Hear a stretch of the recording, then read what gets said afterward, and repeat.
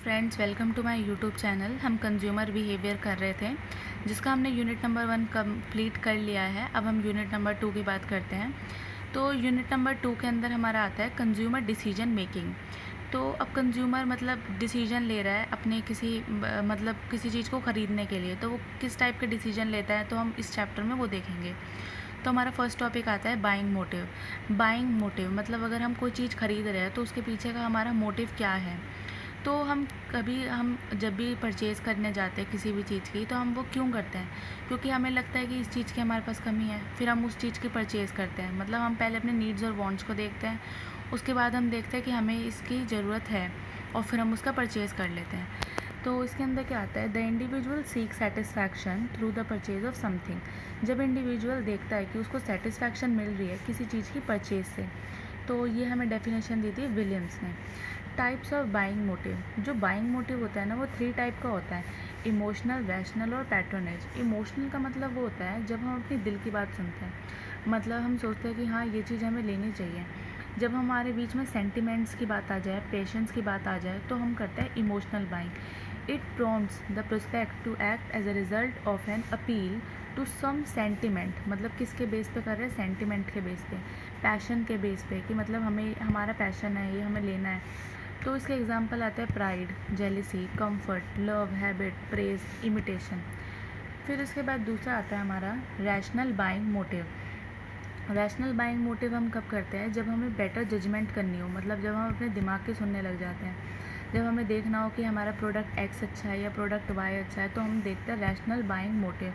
It prompts the prospect to act as an appeal to project better judgement. जब हमें कोई अच्छी judgement देनी हो, तो ये हम कब कब करते हैं? फियर, कन्वीनियंस, कि वो हमारे लिए कन्वीनियंट है या नहीं है। ड्यूरेबिलिटी मतलब कितने टाइम तक चलेगा। इकोनॉमिक, किस इकोनॉमिक कंडीशन में ख़रीद रहे हैं, सूटेबल है या नहीं है। हॉबीज़ मतलब हम अपने हॉबीज़ की बेस पे ख़रीदते हैं। Desire for money. उसके बाद हमारा थर्ड आता है पैट्रोनेज बाइंग मोटिव। अब पैट्रोनेज बाइंग मोटिव का मतलब होता है जब हम किसी एक कंपनी के पीछे पड़ जाएं, मतलब किसी एक कंपनी से ही प्रोडक्ट को ख़रीदने लग जाएं। It prompt the prospect to buy a product from one particular company. मतलब हम बस एक ही कंपनी से ख़रीदें, मतलब औरों के पास ना जाए। तो हम ऐसा कब कब करते हैं? फेवरेबल लोकेशन, मतलब जहाँ पर हम रह रहे हैं और वहाँ पर उसी कंपनी के प्रोडक्ट अवेलेबल हों, तो अब हम ये चीज़ करते हैं। Behaviour of salesman. अगर किसी सेल्समैन का बिहेवियर बहुत अच्छा है, तो उससे अच्छे रिलेशनशिप बनाने के लिए हम ऐसा करते हैं। Appearances of store, credit facility. अगर वो उधार देता है, मतलब जो उसका, मतलब हम जो ले रहे हैं सामान, तो उसके लिए वो हमें क्रेडिट फैसिलिटी अवेलेबल करा रहे हैं। अगर किसी ने हमें रिकमेंडेशन दी है कि ये शॉप अच्छी है, ये प्रोडक्ट अच्छा है, इसकी परचेज़ करना, तो अब हम करते हैं after sale service. After sale service का मतलब जैसे कि हमने वॉशिंग मशीन ली, और अगर अब हम उसकी रिपेयर करवानी है, तो कंपनी से कोई लोग आता है उसकी रिपेयर करने या नहीं आता, तो उसकी कंपनी की आफ्टर सेल सर्विस कैसे है, तो हम उसके बेस्ड पे भी लेते हैं। पैट्रोनेज मोटिव्स, अपने हम मोटिव्स को देखते हैं, उसके बाद हम चीज़ों को चॉइस करते हैं। तो इसके अंदर क्या आता है? पर्टिकुलर प्लेस, मतलब किसी एक प्लेस से ही परचेज़ करने लग जाए। प्रेजेंट प्राइस, मतलब जितना प्राइस हमारा है या हमें जिस उसका प्राइस अच्छा लग रहा है, तो उस वजह से अगर वो हमें स्पेशल डिस्काउंट दे रहा है, तब हम उससे लेते हैं। अगर उसकी कोई हमें डेकोरेशन अच्छी लग रही है कंपनी की, या फिर जहाँ से हम शॉप से ले रहे हैं, या उसका बिहेवियर अच्छा लग रहा है, तो अब हम उसकी परचेज़ करेंगे किसी पर्टिकुलर कंपनी से। तो ये होता है हमारा पैट्रोनेज बाइंग मोटिव। अब हम आगे बात करते हैं कंज्यूमर बाइंग प्रोसेस। अब बाइंग प्रोसेस क्या होता है? Marketing mix. मार्केटिंग मिक्स हमें पता है 4 तरीके के होता है: product, price, place, promotion. Product का मतलब होता है जो प्रोडक्ट हम बनाते हैं, प्राइस, उसका कितना प्राइस रखना है। प्लेस मतलब उसे किस जगह पे हमें उसे प्लेस करना है जहाँ से उसकी ज़्यादा से ज़्यादा परचेज आ सके। और उसके बाद प्रमोशन।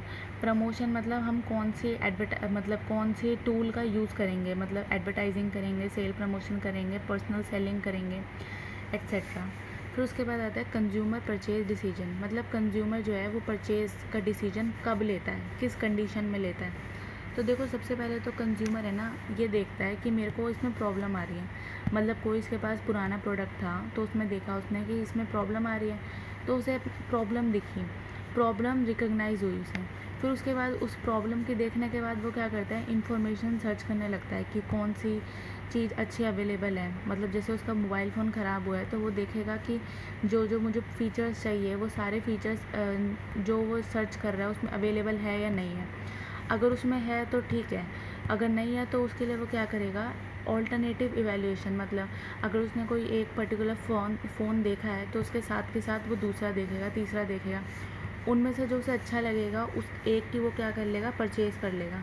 और परचेज़ करने के बाद वो दोबारा से पोस्ट परचेज़ डिसीजन के अंदर आता है कि मतलब जैसे कि आफ्टर सेल सर्विस और कंज्यूमर उसका बायर का बिहेवियर, इसके अंदर वही सब आता है। फिर इसके अंदर आता है हमारा सोशियो कल्चर इन्फ्लुएंसेस।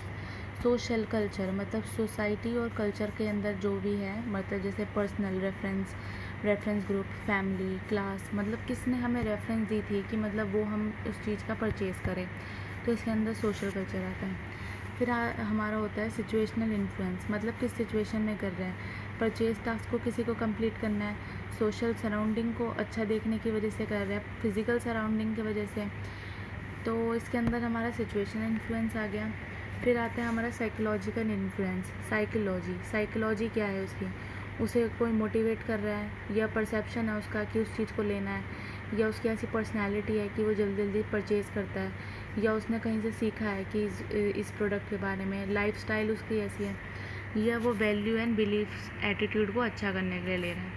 तो ये था हमारा कंज्यूमर बिहेवियर का यूनिट नंबर 2।